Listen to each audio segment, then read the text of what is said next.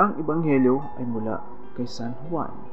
Sumagot naman si Jesus sa kanila, "Gumawa pa rin ang aking Ama, kaya gumagawa rin ako."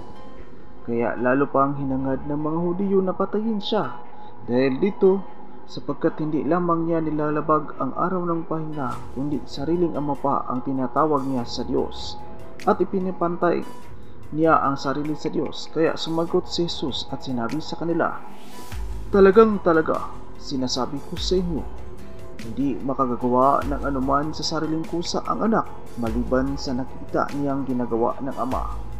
Anuman ang gawin niya, ganon din ang paggawa ng anak, sapagkat mahal ng ama ang anak, at itinuro niya sa kanya ang lahat niyang ginagawa. At mas mahalaga pang mga gawa ang ituturo niya, kaya't mamangha kayo. Ibinabangon nga ng ama ang mga patay at binibigyang buhay. Gayon din naman binibigyan ng anak ang sinumang loobin niya.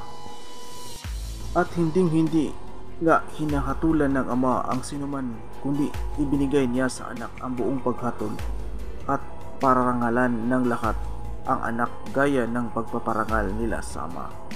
Ang hindi nagpaparangal sa anak ay hindi nagpaparangal sa amang nagpadala sa kanya."